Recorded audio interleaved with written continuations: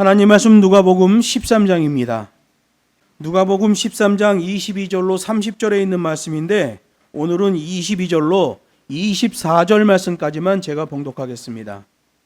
예수께서 각 성, 각 촌으로 다니사 가르치시며 예루살렘으로 여행하시더니 혹이 여짜오되 주여 구원을 얻는 자가 적으니이까 저희에게 이르시되 좁은 문으로 들어가기를 힘쓰라. 내가 너에게 이르노니 들어가기를 구하여도 못하는 자가 많으리라. 아멘. 본문 말씀을 가지고 좁은 문으로 들어가기를 힘쓰라 라는 제목으로 하나님 말씀을 증거하겠습니다. 성경을 자세히 보면 예수님과 유대 종교 지도자들이 서로 핀트가 맞지 않는 게 보입니다. 왜냐하면 당시 유대 종교 지도자들은 인본주의 신학 장로의 유전을 따랐기 때문에 그래요. 장로의 유전은 하나님의 율법이 아니에요. 유사품이에요. 하나님의 율법을 빙자한 종교 지도자들의 이익을 위해 존재하는 신학이었죠. 그렇게 참 계명은 도외시한 채 인본주의 신학을 주장하는 것, 예수님은 그것을 외식 행위다라고 책망하셨습니다. 그런데 이게 구원과 굉장히 밀접한 관련을 갖고 있다는 거예요. 그래서 중요한 거예요. 지난주에도 말씀드렸지만 대부분의 이단은 구원론에서 나옵니다. 자신의 구원에 대하여 사람들이 관심을 갖기 때문에 이 구원론에 민감한 거예요. 이 구원론에서 대부분의 이단들이 나와지는 거예요. 종교 타락의 원인도 구원론이라고 그랬죠. 면죄부 만들었잖아요. 그 구원과 관련 없어요. 되레 지옥에 떨어지죠. 종교 타락의 원인 구원론입니다. 종교 개혁의 원인도 구원론이에요. 그동안은 돈 내고 면죄부 사고 구원을 받았는데 루터가 말하는 거예요. 공짜라는 거예요. 돈 안 내고 믿음으로만 구원받는다는 거야. 그래서 구교에 있던 사람들을 상당히 많이 신교 쪽으로 끌고 올 수 있었습니다. 아니 생각해 보세요. 여기서는 사과 한 박스에 10,000원에 파는데 옆에서 5,000원에 팔면 5,000원짜리 사죠. 똑같은 사과라면. 똑같은 구원인데 구교는 면죄부를 사야 된다고 말한단 말이에요. 면죄부 사려면 돈이 많이 들어가요. 그런데 루터가 종교개혁하더니 면죄부 필요 없다는 거야. 오직 믿음으로 구원받는다는 거예요. 그래서 사람들이 우르르 몰려가게 되고 종교개혁이 된 거예요. 본문 누가복음 성경을 보면 하나님이 심판하시는 원인도 이 구원론 때문에 그래요. 잘못된 구원론을 가지고 있는 자들, 이런 자들은 하나님이 전부 지옥에 떨어뜨린다는 거죠. 오늘 본문도 그 문제를 다루고 있는 거예요. 가짜 돈 위패를 구별하는 방법은 진짜 돈 진패를 명확히 알면 아무리 많은 위패가 나와도 가짜 돈이 나와도 구별해낼 수 있습니다. 예수님은 복음적 증거가 나타난 다음에 분별에 대하여 말씀하시고 분별에 대하여 말씀하신 다음에는 믿음에 대하여 말씀하셔요. 복음적 증거 제대로 분별해라. 그것에서 믿음이 된다. 이렇게 말씀하시는 거죠. 그리고 천국을 연결해서 언급하시는 거예요. 이게 하나의 프로세싱이라는 거죠. 복음, 분별, 믿음, 천국. 이게 하나의 프로세싱으로 나가고 있다는 거예요. 종교적으로 볼 때는 장로의 유전이 대세로 자리매김이 되어 있지만 거기에 복음이 떨어지면 마치 겨자씨처럼 천국이 성취된다고 말씀하는 거예요. 하나님의 나라 천국은 그렇게 겨자씨처럼 누룩처럼 은밀하고 강력하게 퍼져나가게 된다는 거예요. 이 매뉴얼을 설명하시려고 22절부터 30절의 말씀이 존재하는 겁니다. 그런데 사단은 그 겨자씨 하나하나를 공격하지요. 그 누룩 하나하나를 공격하는 게 사단이에요. 사단이 교회 전체를 공격하지 못합니다. 그래서 어떻게 공격해요? 어느 결정적인 한 사람을 공격하는 거예요. 교회를 공격할 때 가장 핵심적인 공격 대상은 목사입니다. 목사 하나를 공격해버리면 그 교회 자체가 다 타락해버리는 거예요. 사단은 한 사람 한 사람을 공격해가는 방법을 취합니다. 심지어 그 교회 안에 재정을 담당하고 있는 자도 한번 사단이 땅 쳐버리면 교회가 다 휘청해버리잖아요. 작은 겨자씨, 보이지도 않는 누룩 같은 것처럼 천국이 퍼져나가게 되는데 사단은 그것을 알고 그것을 공격해 나가는 거예요. 그래서 예수님이 그것을 설명하는 거죠. 여기 22절, 23절 보면 퍼져나가는 복음, 정곡을 찌르는 복음에 대해서 말씀합니다. 누가는 헬라인이잖아요. 복음이 만방에 퍼져나가는 것에 대하여 큰 의미를 뒀던 헬라인이에요. 이방 땅에도 복음이 전달되는 것에 대하여 크게 감사했던 주의 종입니다. 의사였던 누가는 성격이 매우 용의 주도했던 인물이에요. 그래서 누가복음 1장 1절로 3절에 보면 자기가 왜 이 누가복음을 기록했는지를, 어떻게 이 누가복음을 기록했는지를 설명해요. 예수님에 대하여 더 정확하게 알게 하려고 근원부터 자세히 살펴 확실함을 알게 하려고 이 누가복음을 기록했다, 이렇게 얘기해요. 이 누가는 아주 용의 주도한 사람이죠. 용의 주도해야 자기 주변을 입체로 읽을 수 있어요. 용의 주도해야 성경을 입체로 이해할 수 있어요. 입체로 이해하지 않으면 착각을 하게 됩니다. 여러분, 2차원이 있죠. XY축이에요. 2차원은 면밖에 없습니다. X축에 점 하나 찍고 Y축에 점 하나 찍으면 면 하나만 만들어져요. 면에다 새 한 마리를 그려 넣습니다. 2차원에서는 새가 있구나 보이죠. 근데 그 새가 날아가 버려요. 날아간다는 건 공간이 있다는 거잖아요. 3차원이잖아요. 3차원은 XYG 3개의 축이에요. 그래야 입체가 되죠. 2개의 축만 있으면 면이에요. 3개의 축이 있으면 입체입니다. 2차원에서 새 그려놓은 걸 보고 2차원적인 사람은 새가 있다라고 생각해요. 근데 새가 날아갔어. 2차원에 있는 사람은 새가 없어졌다고 인식합니다.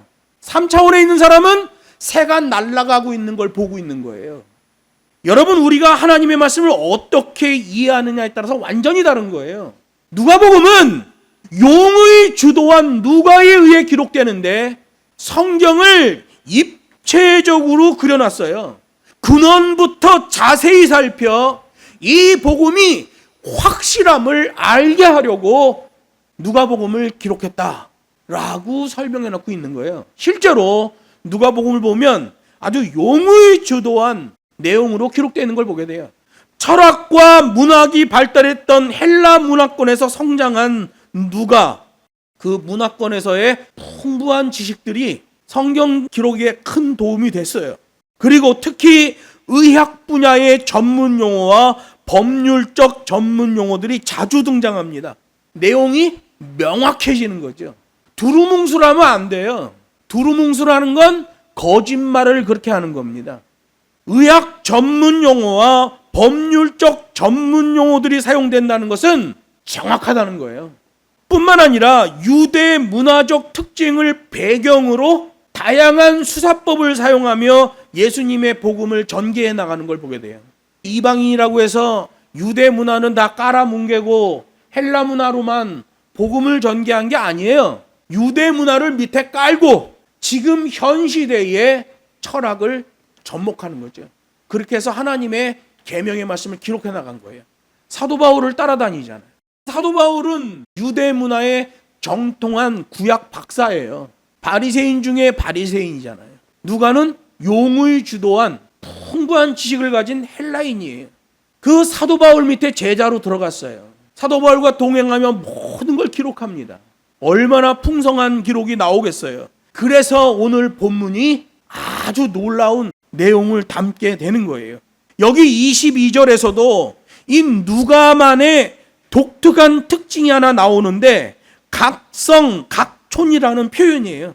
이건 다른 사람들이 사용하는 표현이 아니에요. 누가가 표현하고 있는 독특한 표현이죠. 유대 지역뿐만 아니라 이방 땅에도 넉넉히 전파되는 복음에 초점이 맞춰져 있다는 거예요. 원래 원문을 보면 누가복음과 사도행전은 한 권의 책이에요. 이방에 전파되는 복음을 기록하는 거죠. 각성, 각촌이라는 것은 유대 지역뿐만 아니라 이방으로 퍼져나가는 복음에 초점이 맞춰져 있고요. 나아가서 하나님의 경륜을 따라 부름을 받고 이방인들을 향한 복음 사명자가 된 사도 바울의 사역에도 그 정당성을 나타내주고 있는 거예요. 유대인들이 사도 바울을 공격하잖아요. 너는 유대인으로 태어나서 무슨 이방의 복음을 전한다고 하느냐? 짐승 같은 것들에게 무슨 복음을 전하냐? 이렇게 사도 바울을 짓눌렀어요.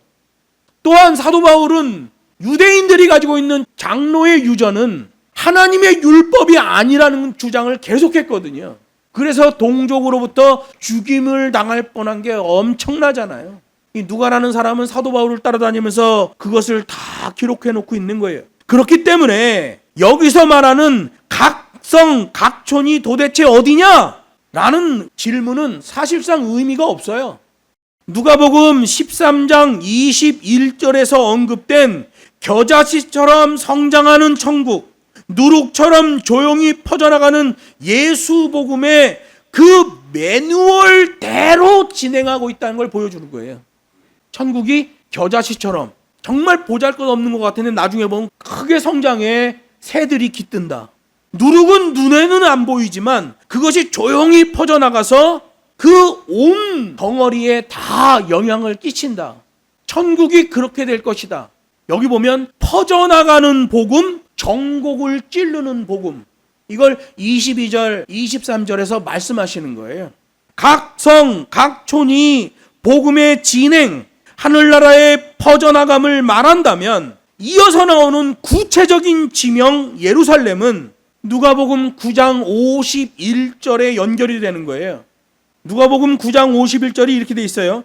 예수께서 승천하실 기약이 차감해 예루살렘을 향하여 올라가시기로 굳게 결심을 하시고, 누가복음 9장 51절에서 이제 예루살렘을 향하여 가야겠다라는 결심을 하시고 움직이는 그 과정, 노정 가운데에 나타난 일들이 오늘 본문에 기록된 내용이란 말이에요.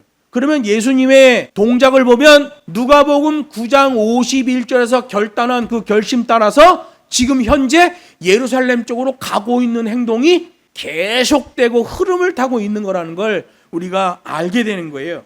이런 누가에 의한 용의 주도한 기록적 흐름과 방향성은 누가복음에만 나타나는 아주 중요한 특징 중에 하나예요. 앞에 했던 얘기를 또 하고 또 하고 재확인하는 거예요.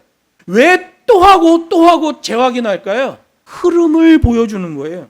그래서 누가는 근원부터 자세히 살펴 이 복음의 확실함을 알게 하려는 게 목적이죠.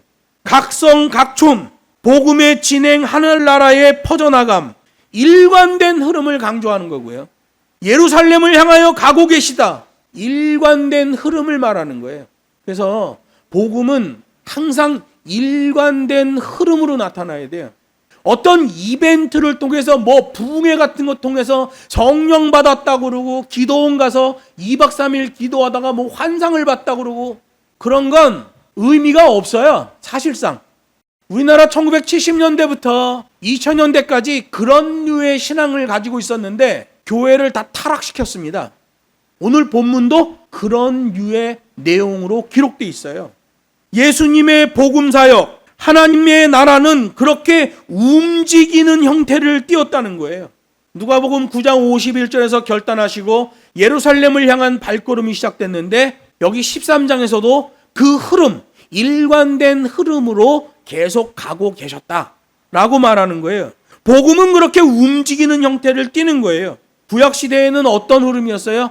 아브라함을 부르실 때 내가 너에게 지시할 땅으로 가라! 흐름이죠. 예수님이 승천하시면서 대사명을 주십니다. 땅 끝까지 이르러 복음의 증인이 되라. 흐름이에요. 움직이는 복음이에요. 무빙 텐트예요. 성전 다 헐어버리고 이제 우리 안에 성전을 주셔서 걸어다니는 성전, 움직이는 무빙 텐트를 주신 거죠. 복음은 움직이는 기능이에요. 그런데 요즘에 양키 신학은 교회 담벼락 안에다 사람들 모아놓고 정체시키는 복음으로 가죠. 장로의 유전이 하나님의 율법과 비스무리했지만 정죄를 당했던 것처럼 이 시대의 교회 담벼락 안에 사람을 가둬놓는 복음은 잘못된 겁니다. 우리 기독교인들의 신앙을 독수리 날개침과 같다고 그러잖아요.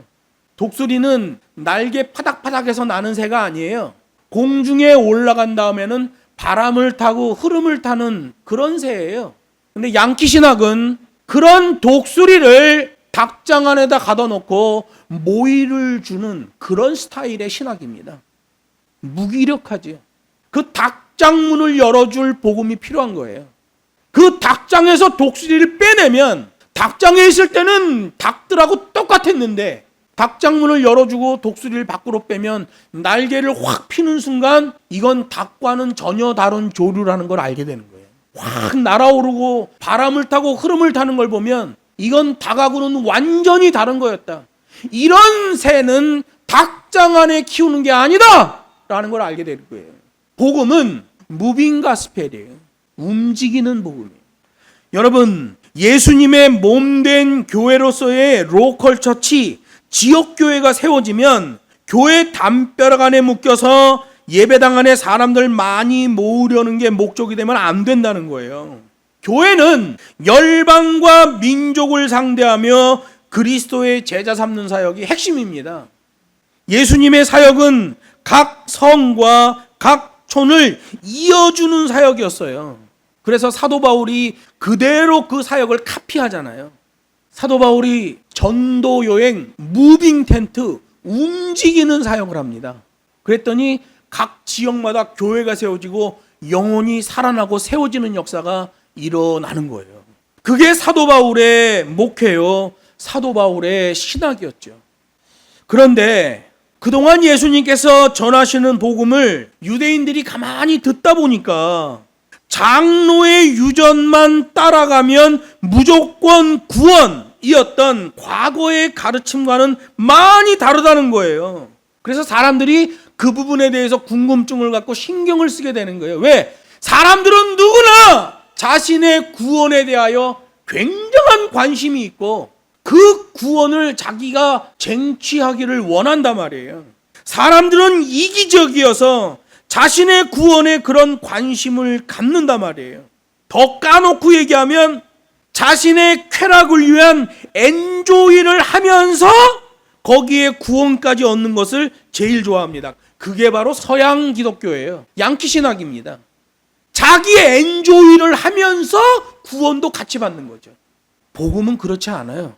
복음은 고난 속에서 구원이에요. 엔조이하며 구원이 아니란 말이에요.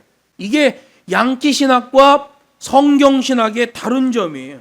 이렇게 서양 기독교는 인본주의에 심각하게 오염되어 있어요. 자기 중심주의예요.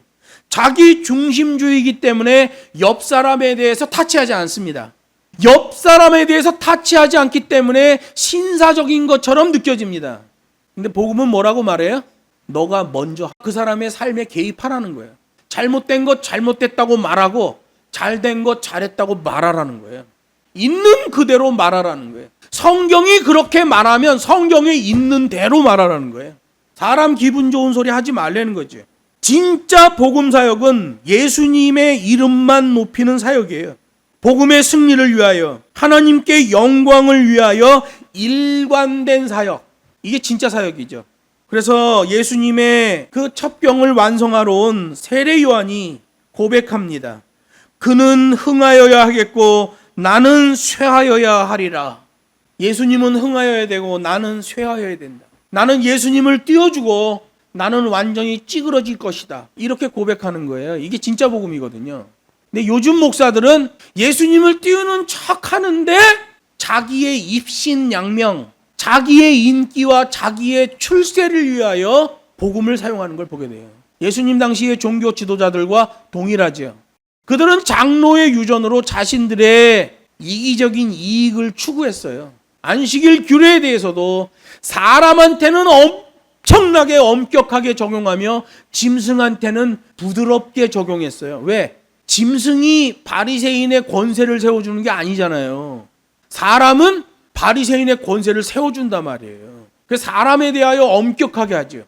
여러분, 잘못된 신학은 그 잘못된 신학을 만들어낸 자를 빛나게 하기 위하여 존재하는 겁니다. 신학이 왜 박사학위가 필요해요? 이게 이제 이 시대 양키 신학에 오염된 신학의 큰 문제점이죠. 골로새서 1장 24절에 보면 예수 사역을 그대로 카피한 사도 바울의 고백이 나와요. 내가 이제 이 괴로움을 기뻐하고 그리스도의 남은 고난을 그의 몸된 교회를 위하여 내 육체에 채우노라. 고난의 복음이에요. 여기 23절에 구원을 얻는 자라고 말하는데요. 이거는 미래적 의미에서 구원을 받게 될 사람을 말하는 거예요. 예수님이 복음을 전하는데 유대인들이 이렇게 잘 듣다 보니까 예수님의 말씀대로 하면 이거 구원 얻기가 보통 힘든 일이 아니거든요. 바리새인과 서기관한테 배울 때는 장로의 유전만 따라가면 구원이거든요. 예수님의 말씀을 들어보면 그게 아니야. 그런데 사람들은 다 이기적인 자기 구원론에 심취해 있고 관심이 많아요. 그래서 예수님한테 물어보는 거예요. 예수님, 장래에 미래적 차원에서 구원을 받게 될 사람이 많습니까? 적습니까? 라고 물어보게 된 거예요. 이것을 신학적으로 말하면 궁극적 구원이라고 말하는 거예요. 나 구원받았네, 너 구원받았네, 그건 노래고, 예수 믿으면 구원받습니다, 그건 코멘트고, 거기서 말하는 구원은 궁극적 구원이 아니에요. 그냥 추상적 형이상학적 구원을 말하는 거고요. 진짜 구원은 궁극적 구원이에요. 최종적 구원, 실제적 구원, 실존적 구원을 말하는 거예요. 그래서 오늘 본문을 보면 그 최종적 궁극적 구원에 대한 엇갈린 판단이 나오잖아요. 오늘 본문으로 읽진 않았지만 25절부터 30절에 있는 말씀 보면 이렇게 돼 있어요. 하나님이 말씀하십니다. 나는 너를 모른다 라고 하셨는데 사람들이 말합니다. 나는 주님을 압니다. 왜 나를 모르셔요? 내가 주님과 함께 먹었고 주님에게 배웠습니다. 그런데 어떻게 나를 모른다고 말합니까? 라고 강변을 합니다. 그랬더니 하나님이 그런 자들에게 또 말씀하셔요. 행악자들아, 내게서 떠나가라. 이렇게 명령하시는 거예요. 사람들이 자기의 구원에 대하여 이렇게 하면 되는구나 라고 생각하고 그렇게 믿고 있었다는 거예요. 그런데 정작 결정적인 순간에 가서 보니까 하나님이 나는 너를 모른다 라고 말씀하시는 거예요. 여러분, 이게 기준이 되는 법이 있다는 말씀이잖아요. 궁극적인 구원, 그 구원에 대하여 뭔가를 하나님이 우리에게 요구하신다는 거예요. 그런데 그걸 나는 할 수 없어요. 왜? 인간은 절대적 무지 상태거든요. 하나님의 말씀을 따라갈 수가 없어요. 알지도 못하고. 그래서 하나님이 이 성경 말씀을 계시해 준 거예요. 이 말씀을 실천하라. 근데 이 말씀을 실천하려니 안 돼. 그래서 성령의 인도하심을 구하는 거예요. 예수님께서 공생의 사역을 하실 당시에 부패한 유대 종교 지도자들 때문에 유대교가 왜곡되고 굴절돼 버렸어요. 그래서 많은 사람들이 과연 이게 맞는 건가? 이렇게 해도 되는 건가라는 의문을 갖고 있었어요. 그러다가 예수님이 복음을 증거하시는데 이거 이전에 배웠던 거하고 달라. 그래서 그들의 의문이 두려움이 된 거예요. 이 땅위로 하는데도 과연 구원을 받을 수 있을까라는 두려움의 의문이 생긴 거예요. 그래서 진짜 하나님의 율법, 진짜 하나님의 선하신 율법을 추종하는 소수의 경건한 사람들은 장로 유전의 유대교를 거부하고 별도의 신앙생활을 했어요. 예수님이 오시기 전에 사역을 시작한 세례 요한, 그는 제사장의 신분을 가지고 있으면서도 유대교와 거리를 두고 광야에서 살았습니다. 그리고 복음을 선포할 때면 요단강에 나와서 복음을 선포했죠. 근데 너무 고고해, 이 사람이. 오염되고 찌들어 있는 유대교를 거부하고 광야에 나가 있는 사람이라 유대 종교 지도자들 가운데서도 극악한 죄를 지은 종교 지도자들은 요단강에 와서 세례 요한한테 머리를 디밀고 용서의 세례를 받곤 했습니다. 소수의 경건한 사람들은 장로 유전에 오염된 유대교를 거부하고 격리했어, 스스로. 그런 파가 또 하나 있어요. 에세네 학파라는 그런 유대 종파예요. 이 사람들은 이 오염된 유대교와 결별을 한 거죠. 그래서 광야 동굴에서 생활하고 이랬습니다. 또 일부 경건파들은 성전에서 꾸역꾸역 하나님의 율법을 암송했습니다. 그들은 그렇게 성전에서 하나님의 율법을 암송하며 메시아의 탄생을 고대하고 있었지요. 그래서 용의 주도한 이 누가라는 사람은 누가복음 2장에다가 그 내용을 기록해 놓고 있어요. 예수님이 어렸을 때 예루살렘에 올라가게 됐는데 거기에서 하나님의 율법을 암송하고 있던 한 노인을 만나게 돼요. 시므온이라는 노인이죠. 경건파 노인이에요. 종교 지도자들에 의해 부패된 유대교를 거부하면서도 하나님의 성전 예루살렘 성전 안에서 하나님의 율법을 읊조리고 있던 노인이에요. 메시아가 나타나기를 고대하고 있던 노인이에요. 이 노인이 그 어린 예수를 보는 순간 뭉쿠 디미티스의 찬양을 하잖아요. 드디어 주님이, 드디어 여호와께서 우리에게 그를 보내주셨다. 뭉쿠 디미티스 찬양을 하잖아요. 또 아셀지파 나누엘의 딸 안나라는 할머니를 만나게 되잖아요. 하나님이 그렇게 소수 경건한 자는 어린 메시아를 알현할 수 있도록 기회를 주시는 걸 보게 돼요. 예수님 공생의 당시에 장로의 유전을 따르던 사람들은 이런 생각을 했어요. 극악한 죄인을 제외한 대부분의 유대인들은 구원을 받는다. 무엇에 의해? 장로의 유전에 의해. 이렇게 생각했어요. 정말 극악한 범죄자가 아니면 이 장로의 유전 밑에 있는 유대인들은 다 구원받는다 라고 생각을 했어요. 그 장로의 유전을 거부하고 있던 사람들은 극소수의 사람만 구원받는다 라고 믿었어요. 그래서 그 사람들은 항상 그런 생각을 했지요. 하나님의 법과 식대로 믿는 자 오로지 그들만 구원받는다 라고 생각했던 거예요. 요즘도 우리 한국교회를 두고 걱정하는 사람들이 많이 있는데 두 갈래로 나누어집니다. 하나는 한국교회 더 열심히 해서 부흥해야 된다라고 말하는 사람이 있고요. 또 한 부류는 이제 한국교회는 모든 걸 다 내려놓고 동작 그만하고 하나님께 회개해야 된다라고 말하는 사람이 있어요. 저는 후자 쪽에 있습니다.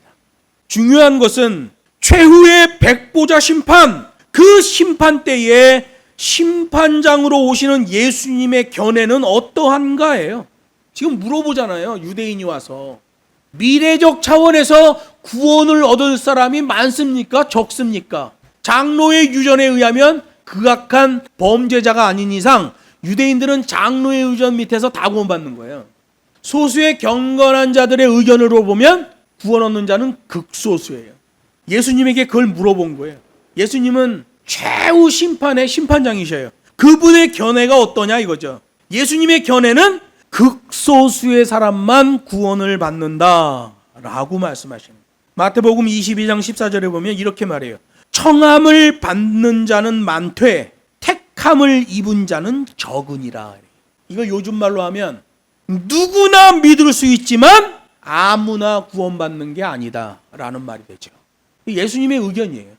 그 구원에 대한 논쟁이 요한복음 8장에 나와요. 요한복음 8장 31절로 47절. 나중에 여러분이 집에 가서 한번 찾아보세요. 아브라함의 후손이라는 문제를 놓고 예수님을 죽이려고 하는 이 유대인들과 예수님이 아주 치열한 논쟁이 나옵니다. 그 논쟁 속에서 누가 구원의 백성이고 누가 지옥의 백성인지를 정확하게 알 수 있어요.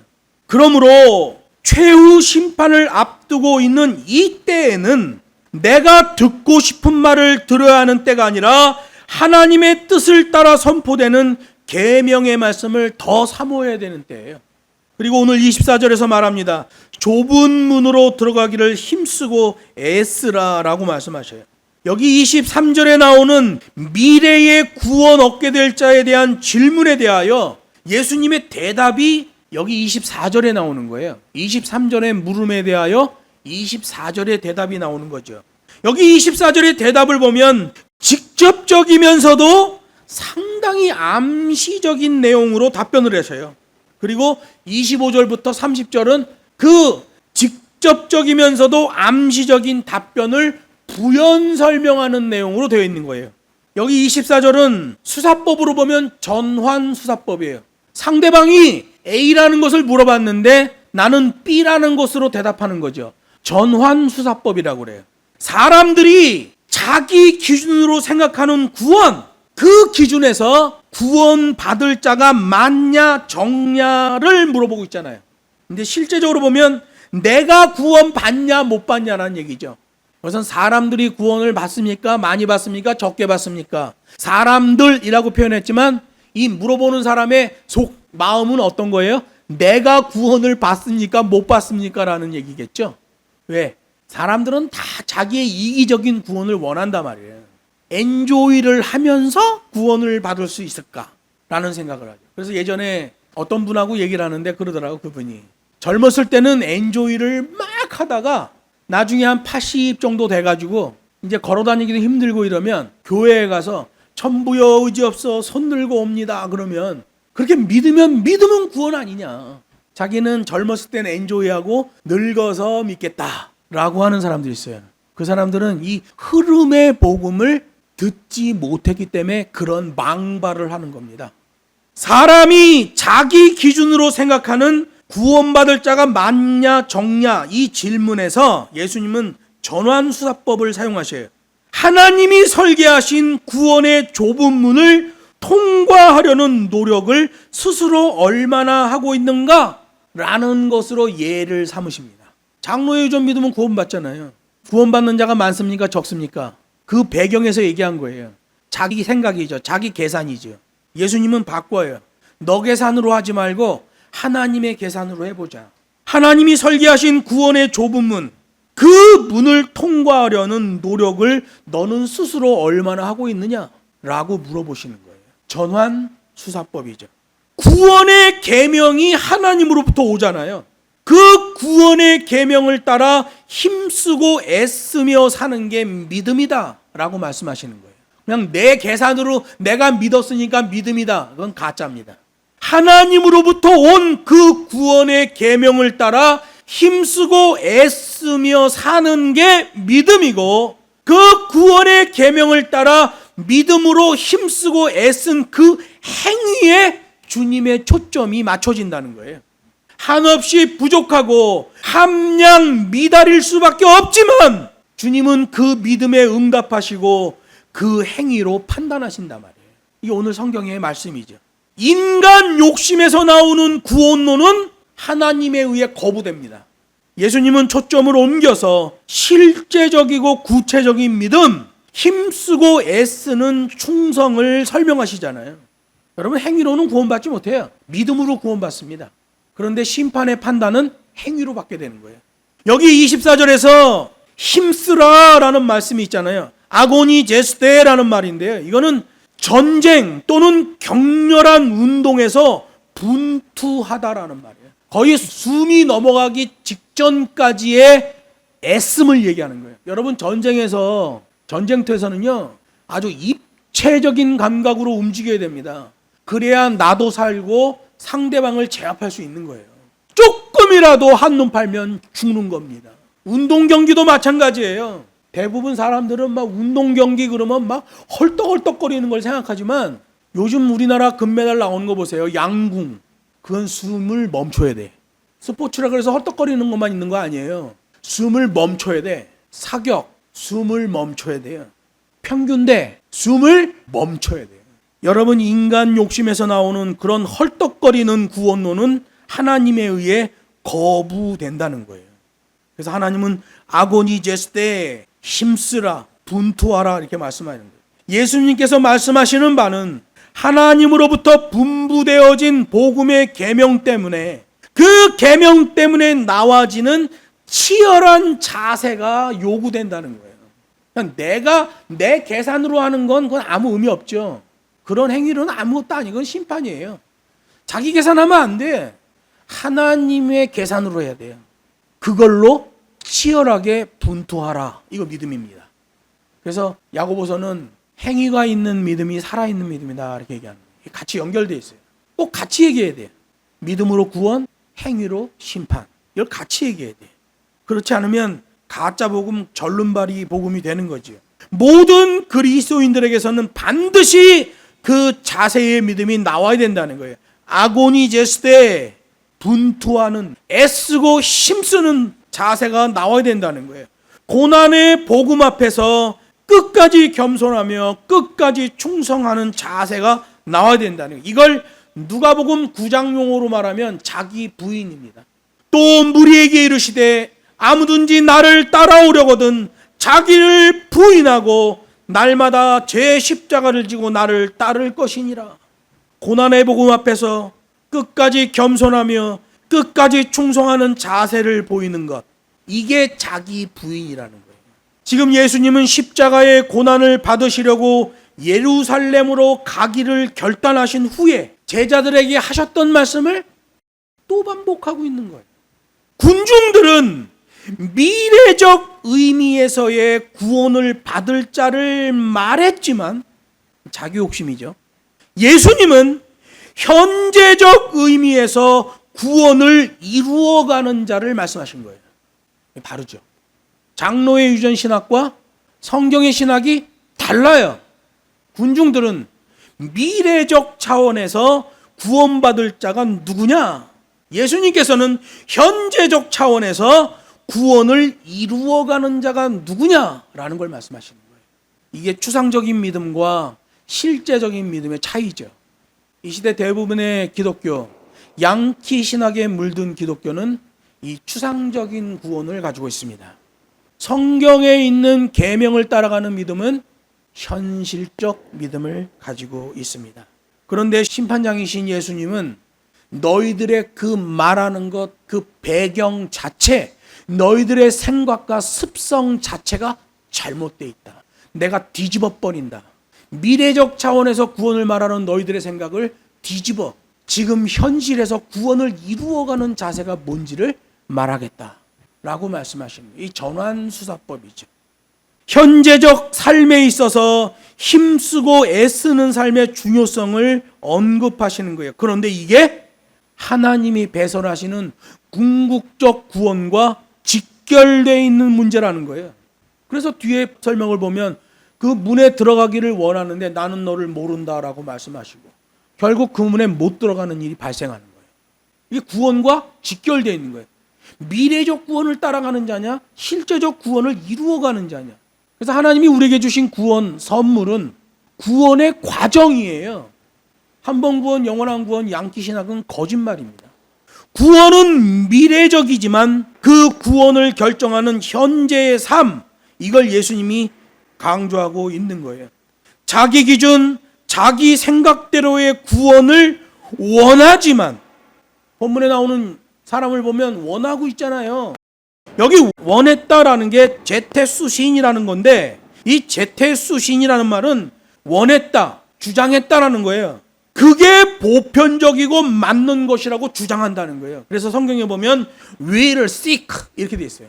그가 그게 맞다고 생각하고 자신의 의지로 주장한다는 거예요. 구한다는 거예요.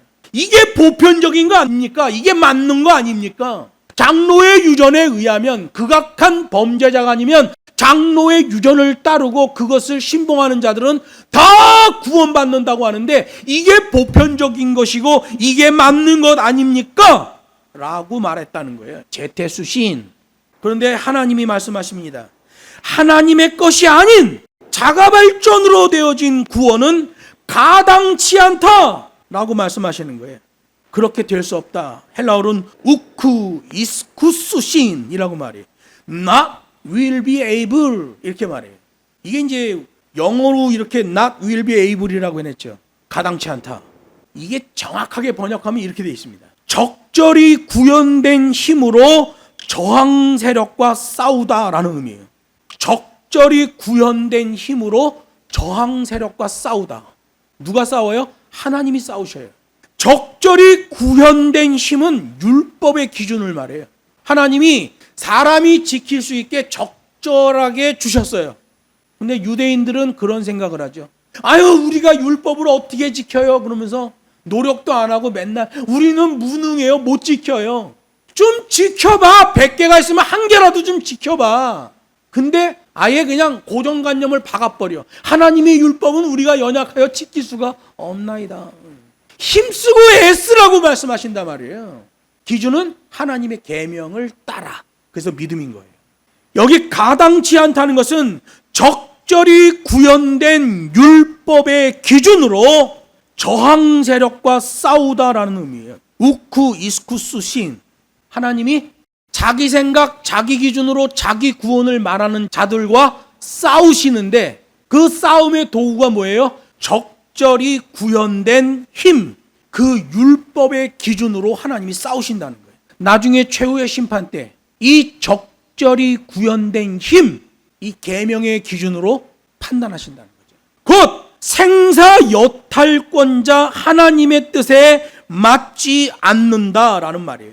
장로의 유전 밑에 있으면 극악한 범죄자가 아닌 이상 다 구원받는다 라는 보편적이고 맞다고 생각하는 그 주장이 생사여탈권자인 하나님의 뜻에 맞지 않는다라고 말씀하신 거죠. 구원에 대한 사람의 기준, 사람의 소망은 틀렸다 이렇게 말씀하시는 거예요.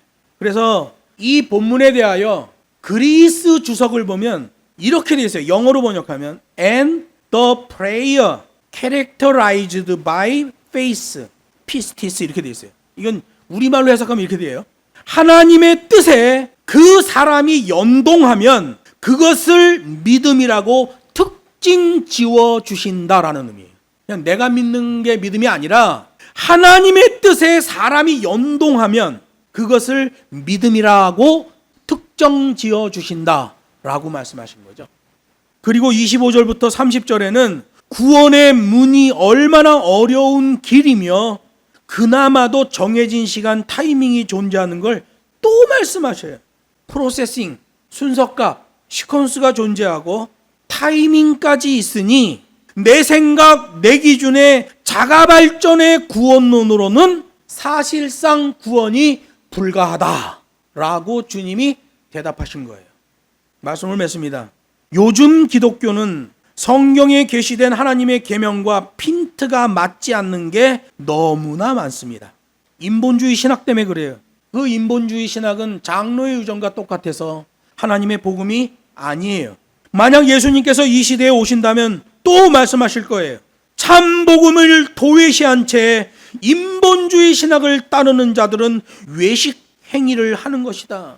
하나님의 법과 식대로 나오는 구원이 아니라 인간 자가발전의 구원론은 가짜다. 이 시대 우리들도 계시된 복음을 제대로 분별해 반듯한 믿음을 소유해야 돼요. 그게 천국과 연결되는 하나의 프로세싱으로 되어 있다고 성경이 말씀하시잖아요. 예수님은 오늘 본문에서 궁극적 구원, 최종적 구원의 기준을 말씀하셔요. 군중들은 미래적 의미에서 구원받을 자를 말하지만 예수님은 현재적 의미에서 구원을 이루어가는 자를 말씀하셔요. 구원에 대한 예수님의 견해는 극소수만 구원받게 된다는 거예요. 누구나 믿을 수 있지만 아무나 구원받는 게 아니라는 거죠. 그렇기 때문에 고난의 복음 앞에서 힘쓰고 애쓰며 끝까지 겸손, 끝까지 충성의 자세가 나와져야만 하는 거예요. 지금 힘쓰고 애쓰는 삶이 중요한 이유는 구원은 미래적이지만 그 구원을 결정하는 것은 현재의 삶이라고 예수님이 여기에 못 박아 놓으셨기 때문에 그렇습니다. 그래서 좁은 문으로 들어가기를 결단해야 되고 주의 인도하심에 대하여 힘쓰고 애쓰고 순종하며 따라가야 되는 거예요. 담대히 좁은 문을 선택하고 기뻐하며 그 문을 통과하는 실존적 그리스도인들이 다 되시기를 주 예수의 이름으로 축복합니다.